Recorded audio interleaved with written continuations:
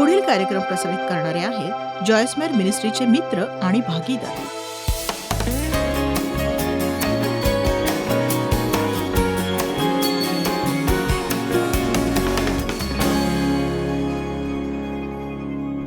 मला माराव्या लागतात आणि माझी इच्छा आहे त्या 10च असाव्यात. कदाचित त्या 10,000 असू शकतात, पण मी 10ची निवड केली आहे. अगदी सर्वप्रथम केली पाहिजे अशी महत्वाची गोष्ट म्हणजे जाणतेपणी होणारं पाप. काही आठवड्यांपूर्वी मी एक सभा घेतली होती, कुठे ते मी विसरले, आणि त्या सभेत मी शिकवलं होतं जाणतेपणाच्या पापाबाबतीत आपल्या जीवनात जाणीवपूर्वक केलेला आज्ञाभंग. आपण सगळेजण पाप करतो, चुका करतो. त्याला आपण एक प्रकारची दैहिकता म्हणतो, म्हणजे जणू काही एकाएकी आपला तोल ढासळतो आणि तोंड बेलगाम होतं आणि मग नंतर हे देवा क्षमा कर, क्षमा कर. ही एक वेगळ्या प्रकारची प्रवृत्ती असते की काळाच्या पुढे जाऊन आपल्याला पूर्णतः ठाऊक असतं आपण चूक करणार आहोत, तरीही आपण ती करतो. आणि आता मी नेहमीच सभेत सांगते, जॉयस मायर्सच्या सभेला प्रवास करून येणारे हे सगळे लोक आहेत आणि ते हॉटेलमध्ये राहतात, मुलांना पाळणाघरात ठेवतात, म्हणून ते इथे आहेत. तुम्ही विचार कराल, खरंच गंभीर असे हे ख्रिस्ती आहेत. बहुतेक पुष्कळ लोक जे एकलकोंडे असतात ते माझ्या सभेला येत नाहीत, कारण अशांना मी सेवा देत नाही. तर मी म्हणत होते, किती जणांच्या जीवनात जाणतेपणाचा आज्ञाभंग आहे, आणि देव माझा साक्षी आहे, कमीत कमी 80% लोकांनी हात वर केलेले आहेत. आता आपल्यासाठी काय उरलंय? त्या वचनदत्त भूमीत आपण कसे काय राहणार हा विचार केलाय का तुम्ही? देवाच्या परिपूर्ण आशीर्वादांना जीवनात कसं स्थान असेल जर आपण म्हणतो आपण चुकतो पण मी मात्र काही करून मिळवणार? काय काळजी करू नका, मी तुम्हाला सांगणार नाही. माझ्याशी किती जण सहमत आहेत की जर आपल्याला ते सरळपणे मिळणार नसेल तर आपण कुठे जाणार आहोत त्याशिवाय? मला ठाऊक आहे क्षमा केली पाहिजे, पण मला ठाऊक आहे चांगला स्वभाव असायला हवा, पण मला माहिती आहे मी तक्रार करायला नको, पण हा पण काढून टाका.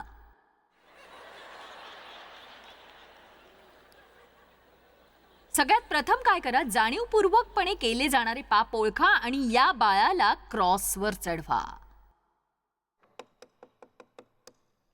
ही प्रथम बाब झाली. दुसरी गोष्ट आहे इतर लोकांना दोष देणं.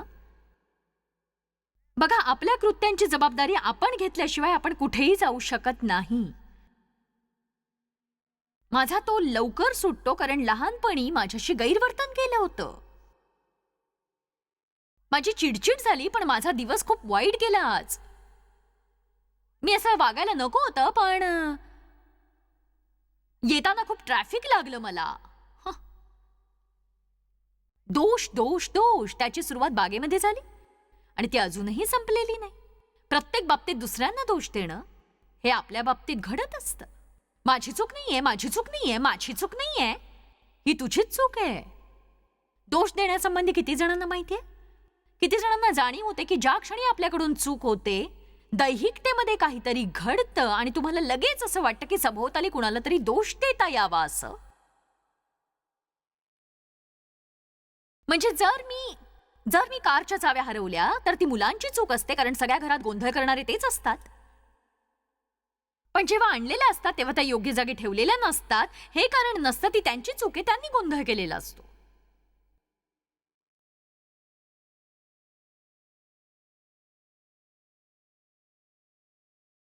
माझ्या काही समस्यांचं कारण भूतकाळात काही घडलेल्या गोष्टी आहेत, पण देव म्हणतो तरीही तू या कारणाचा वापर करता कामा नयेस.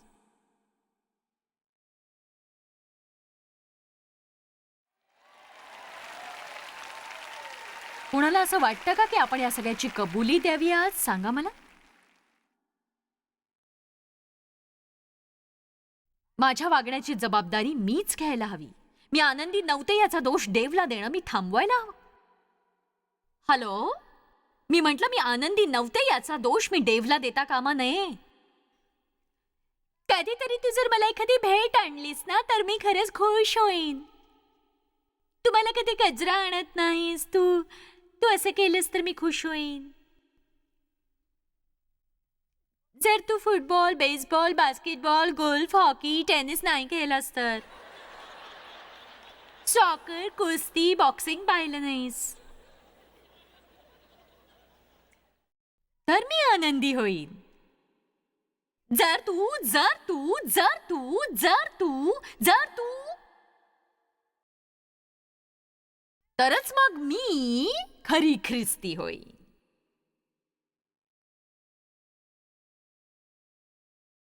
चला आता.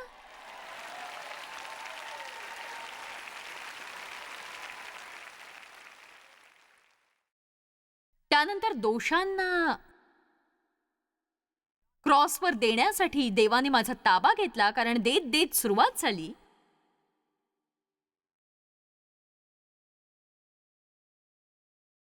कायम कारण देत राहायचं, कारण आपण सतत छोटीशी कारणांची बॅगच बरोबर वागवतो. हे खूपच कठीण आहे, तुम्हाला समजत नाहीये, काही कठीण असं. मी जर थोडीशी तुमच्यासारखी असते तर फार सोपं झालं असतं, पण मी जराशी म्हणजे माझा स्वतःवर तेवढा ताबा नाहीये, ते जरा कठीणच आहे.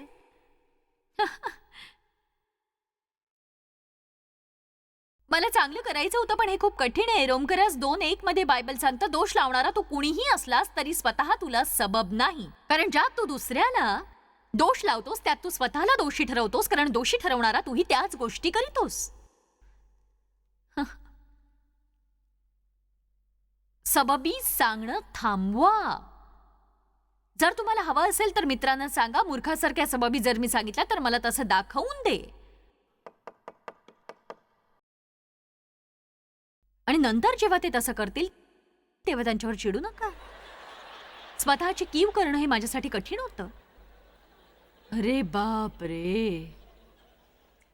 जेवताना मी कुणाशी तरी बोलत होते. मी म्हणत होते, आपल्याला का हवंय ते स्वतः बाबतीत आपल्याला कीव का वाटावी, त्यात असं काय आहे. बिचारी मी खूप दयनीय आहे. कोणीच माझ्यावर प्रीती करत नाही. माझ्यासारखं दुसरं कोणी इतकं वाईट नसेल. तुम्ही हवं ते करता, पण मला मात्र त्रास होतो. तुम्ही लोक इथे गोंधळाशिवाय काही करत नाही आणि मी मात्र गुलाम असल्यासारखी सगळी स्वच्छता करते. स्वच्छता स्वच्छता स्वच्छता. आणि तुम्ही करता पसारा पसारा पसारा. मी स्वच्छता करते, तुम्ही पसारा करता. मी खूप त्रासले, वैतागले, मी त्रासले, कंटाळले, त्रासले, कंटाळले. समजते तुम्हाला? त्रासले, कंटाळले, त्रासले, कंटाळले. आणि मग दुसऱ्या दिवशी देवाला म्हणता, देवा मी इतकी सतत आजारी आणि त्रासलेली का?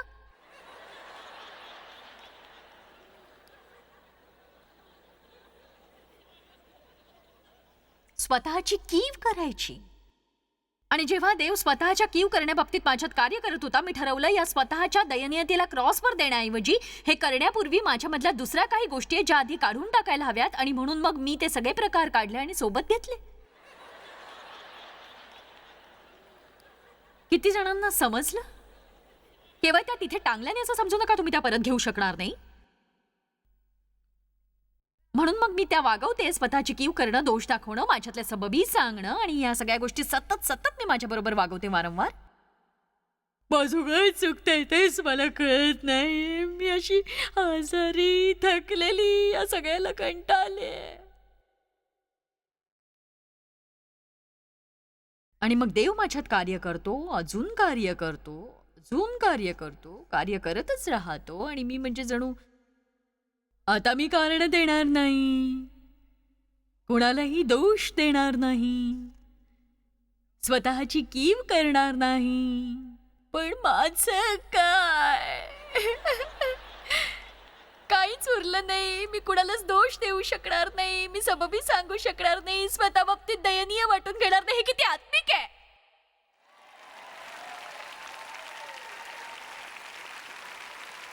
माझी दुधाची बाटली हरवली आहे, माझी अशांती हरवली आहे. मला इथून पुढे डायपर्सची गरज नाही.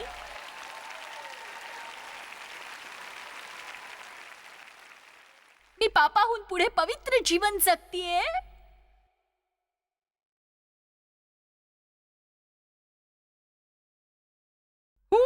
हालेलुया.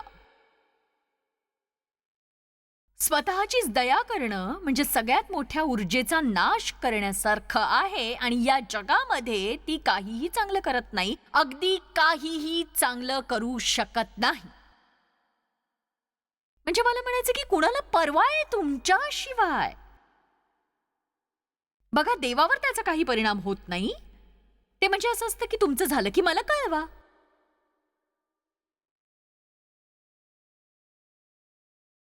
बाथरूम मध्ये जाऊन भिंतीला टेकून बसायचं आणि देव फुटबॉल पाहणार, दर रविवारी मी झाडून काढायचं, स्वयंपाक करायचं, कुणाला म्हणजे परवाच नाहीये, काळजीच नाहीये. पवित्र आत्मा म्हणत असतो, तू हे कधी सोडणार आहेस सांग मला. मला तुझ्या जीवनासाठी पाचारण आहे. तू पवित्र आत्म्याने भरलेली आहेस. तुझ्यात आत्म्याची दान आहे. त्या घाणेरड्या जमिनीवरून उठ आणि उभी राहून देवाच्या सेविकेसारखी वाग.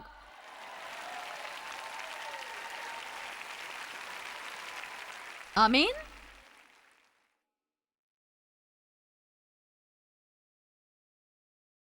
मग मला तक्रार करणं सोडावं लागलं. परमेश्वरा, माझ्यावर कृपा कर. तो अगदीच साधारण, कदाचित महान चमत्कारही असू शकेल जर संपूर्ण दिवसभरात कशाविषयी कुरकुर न करता तो घालवला असेल. इथे खूप थंडी आहे, इथे खूपच उकडतंय. मी जेव्हा बाहेरच्या देशात जाते, लोक मोठा प्रवास करून माझ्या सभांना येतात आणि दिवसभर घाणीत बसतात किंवा बाहेर पावसात भिजतात. सभागृहात जागा नसते म्हणून आणि चेहऱ्यावरून असे घामाचे ओघळ वाहत असतात. मला नाही माहित ते कशाचे बनलेले असतात. ते बाथरूम मध्ये जाऊन बसत नाहीत इतकंच. ते एकही शब्द चुकवत नाहीत माझा. आणि आपण बघा, लाईट खूप प्रखर आहेत. मला असे लाईट्स आवडत नाहीत. संगीत खूपच कर्कश होतं. मला वाटतं मी जॉयसला लिहून कळवावं, सभा चांगली झाली पण संगीत खूपच कर्कश होतं, त्याचं काहीतरी कर बाई. अशा तक्रारी आपण क्रॉसवर न्यायला हव्यात आणि तिथेच सोडून द्यायला हव्यात. चला हे इथे अडकवूया, कारण ही सगळ्यात शेवटची करण्याजोगी गोष्ट असते. ही सगळ्यात शेवटची करण्याजोगी गोष्ट असते.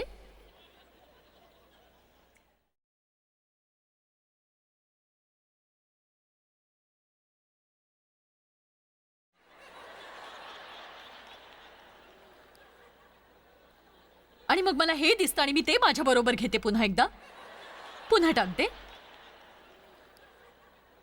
आणि आपण आपला सगळा वेळ हेच करण्यात घालवतो. मागे जा, पुढे जा, पुन्हा मागे जा, पुन्हा पुढे या, हेच चालू. आणि मग आपल्याला आपली भावना मारावी लागते. मला माझ्या पद्धतीनं हवंय, माझी पद्धत नाही तर कोणतीच नाही, माझी पद्धत.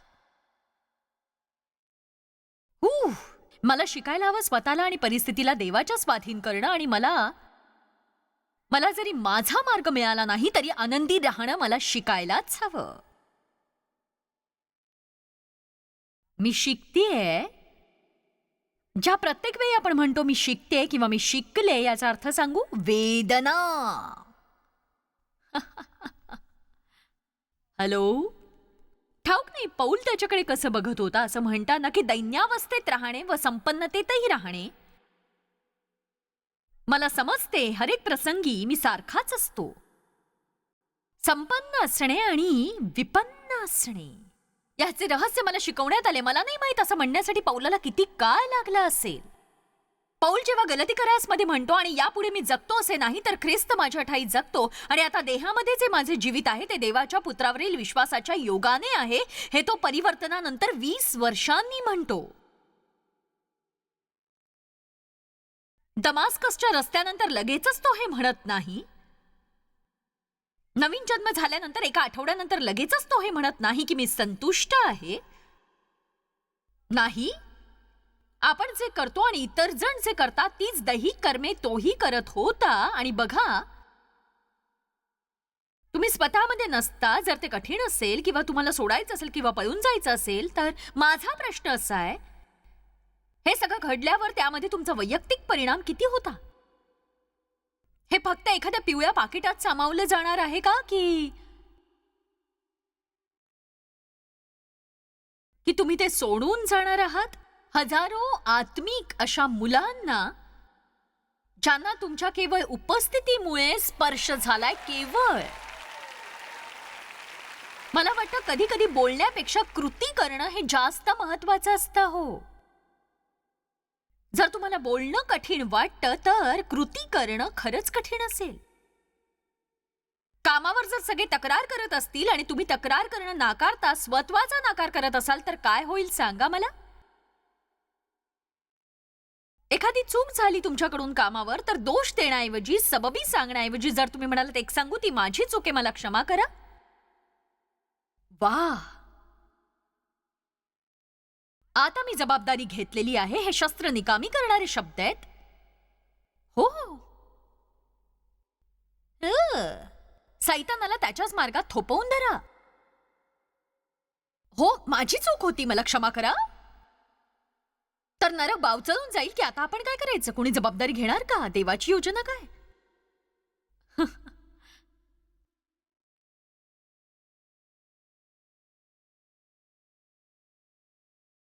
देवाची योजना आहे, देवाची वेळ आहे. त्याच्यासोबत आनंदी राहणं आपण शिकायलाच हवं. आमेन.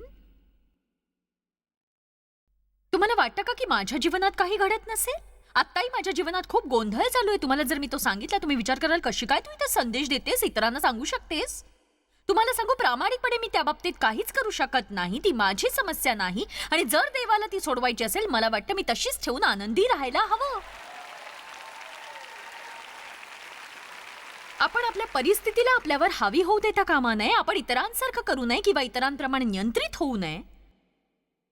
ते आपल्याशी कसं वागतात किंवा कसं वागत नाहीत. आपण लोकांकडून आपल्याला काय मिळतं यावर जास्त भिस्त ठेवतो, देवाकडून काय मिळतं यापेक्षा. मी माझा बंडखोर स्वभावही क्रॉसवर टांगला पाहिजे.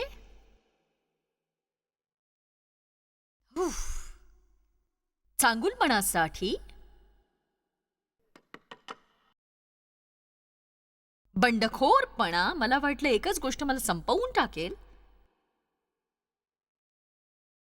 मी सांगते कुणी पुरुष मी विनम्र असण्याची अपेक्षा ठेवणार नाही. माझा अशा प्रकारे लोकांनी केलेल्या शोषणामुळे आणि कुठल्याही पुरुषाने मी काय करावं हे सांगण्याची मला गरज नाही अशी होते मी याआधी.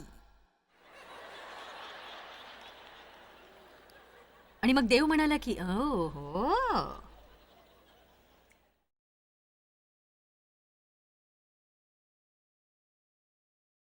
तुम्हाला जर वाटत असेल देवाच्या राज्यात तुम्हाला पदोन्नती मिळावी त्यासाठी तुम्हाला आज्ञाधारक पत्नी व्हावं लागेल.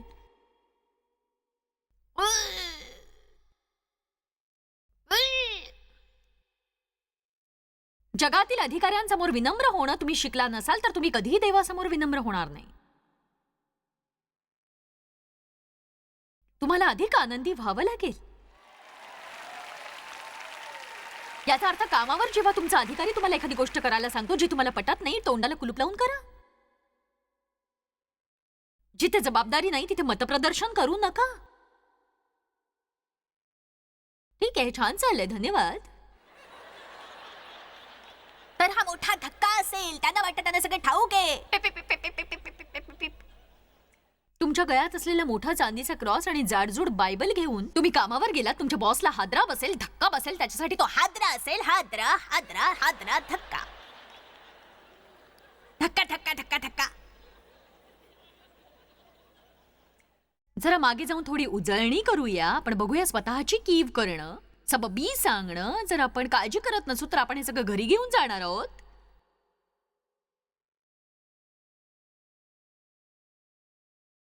पण आम्ही तुम्हाला तसं करू देणार नाही.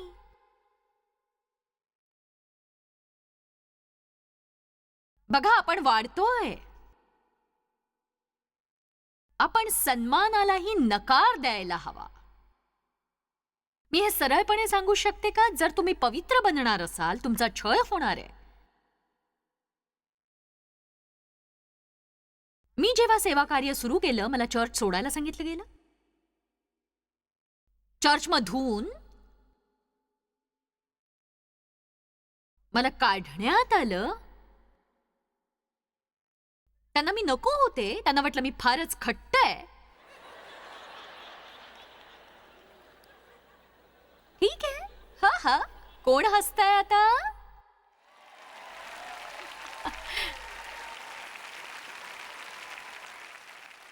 तुम्हाला सांगू मला काय आठवलं ते? एकांत माझ्यासाठी गत गोष्टींची उजळणी असते. टीव्हीद्वारे जितक्या अधिक अधिक लोकांशी मी संबंध जोडते, माझ्या बाबतीत मतप्रदर्शन करणारे पुष्कळसे लोक, अपेक्षेने प्रार्थनेने माझ्यावर प्रेम करणारे, तुम्ही विश्वास ठेवा अगर नका ठेवू, प्रत्येक जण नाही तसं करत. मला जितकं गोड वागता येईल तितकं वागते, लोकांना मदत करू पाहते मी. पण म्हणून सगळ्यांनाच मी आवडत नाही. म्हणून मला हे क्रॉसवर टांगावंसं वाटतं, हा सन्मान. अरे बाप रे, हे कठीणच होत चाललंय. अन्याय, लोकांच्या मूर्खपणाचा मला खूप कंटाळा आलेला आहे.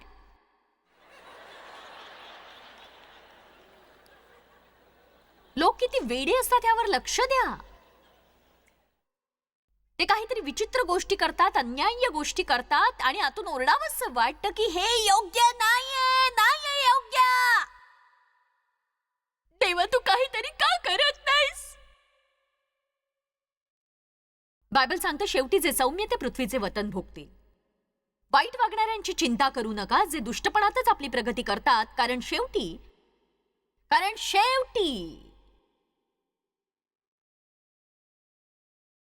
मला यशया 61 आवडतं. तुमच्या अप्रतिष्ठेचा मोबदला तुम्हास दुप्पट मिळेल. आपल्या देशात ते दुप्पट वतन पावतील. आपल्या देशात तुम्हाला त्याची काळजी करायची गरज नाही. तुम्ही चांगला स्वभाव ठेवून जे करायचं ते करत राहा. हो, मी दोषीपणाला नाकारलं पाहिजे, त्यावर हावी व्हायला हवं मी. जर देवाकडे तुम्ही क्षमा मागितली तर दोषी वाटून घेऊ नका, कारण देव ते अगोदरच विसरून गेलेला आहे. कशाविषयी तरी अपराधी भावना ही किंमत चुकवण्यासारखं आहे, जी किंमत येशूने आधीच चुकवलेली आहे. प्रत्येक वेळी पापासाठी पश्चाताप केल्यावर तुम्हाला अपराधी वाटतं तर तोंड उघडून तुम्ही म्हणा, सैताना तू खोटारडा आहेस. मला काय वाटतं याची पर्वा नाही. मला क्षमा मिळालेली आहे. हरकत नाही मला कसं वाटतंय, मला क्षमा मिळालेली आहे. हरकत नाही मला काय वाटतंय, मला क्षमा मिळालेली आहे. बापरे, मला वाटतं मी बरेच लांबण लावतेय. तसं नाहीये.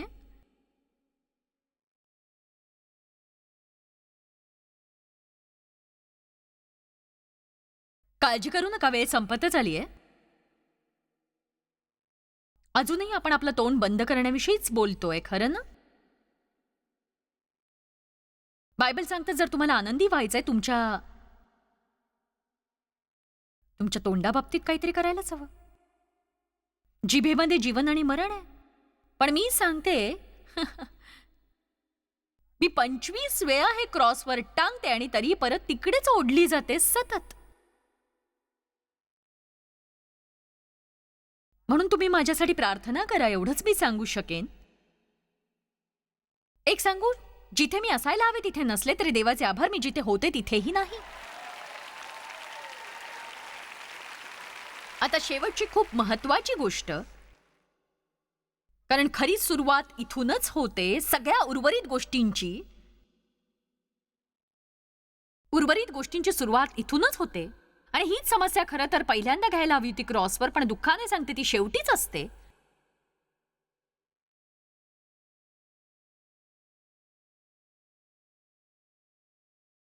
तो म्हणजे अविवेकी विचार. मन जातं तिथे माणूस जातो. आपल्या सगळ्या समस्या सुरू होतात आपल्या मनामधून. तुम्हालाही वाटत असेल की विजय आणि बंधनात अर्धवट असे तुम्ही आहात, आणि जर अजून तुम्ही पार गेलेले नाही आहात किंवा खूपसा अभ्यास आणि प्रत्येक कृती, लागलेलं पुस्तक, बायबलही हेच सांगेल, तुमच्या मनाची शक्ती, तुमचे सामर्थ्यशाली विचार, इथून तुम्ही सुरुवात करायला हवी. कारण जोवर आपण चुकीचे विचार करतो आपण चुकत राहतो.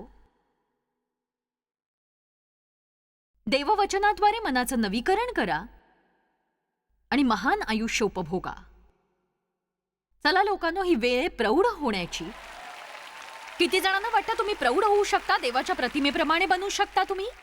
मी विजय आणि बंधनात अर्धवट लटकलेला राहणार नाही. मी सतत देवासोबत पार जाणार आहे. कुणी आमेन म्हणणार आहे का सांगा? खरोखर हे जाणून घेणं खूप अद्भुत असतं की आपल्याला बंधनात आणि विजयात अर्धवट घुटमळावं लागणार नाही. वास्तविक त्याच्यामध्ये संपूर्ण आत्मिक प्रौढतेसाठी चिकटून राहण्याने आपण त्याचा सन्मान करतो. त्याला जे वाटतं तसं आपण बनून. जरी तुमच्या जीवनात काहीही घडलेलं असलं तरी तो पुनर्स्थापना करणारा देव आहे. त्याला तुमच्या जीवनातली प्रत्येक गोष्ट पुनर्स्थापित करून, किंबहुना पहिल्यापेक्षा अधिक उत्तम करून सगळ्या समस्या आणि प्रश्न दूर करायचे असतात. या विषयात आम्हाला खरंच तुम्हाला मदत करायची आहे, कारण हे महत्वाचं आहे की पुनःस्थापनेची तुम्हाला अपेक्षा आहे. मी असं म्हणत नाही हे सगळं काही एका रात्रीत घडेल. कधी कधी तर आपल्या अपेक्षेपेक्षा जास्त वेळ लागतो. पण चांगली बातमी अशी, विजयाकडे तुमची वाटचाल होतीये आणि कुठेतरी अर्धवट तुम्हाला अडकून राहायची गरज नाही. विजयाप्रत तुम्ही जाऊ शकणार आहात. जॉयस्मायर मिनिस्ट्रीज करता तुम्ही खूप मौल्यवान आहात. आम्हाला तुमचं कौतुक आहे आणि जगभरामध्ये हे सेवा कार्य शक्य करण्याकरता आम्ही आमच्या मित्रांचे आणि पार्टनर्सचे आभारी आहोत. आम्ही एकत्रितपणे भुकेल्यांना खाऊ घालतो, गरिबांना वस्त्र देतो आणि राष्ट्रांना सुवार्ता सांगतो. तुमच्या प्रार्थनेच्या विनंतीकरता आमच्याविषयी आणखी माहिती मिळवा. जॉयसच्या कॉन्फरन्सच्या तारखा पहा आणि ख्रिस्ताची प्रीती जगभरामध्ये पसरवण्याकरता आमचे सहभागी व्हा. याचा सर्व खर्च जॉयस्मॅर मिनिस्ट्रीचे मित्र आणि भागीदार करत आहेत.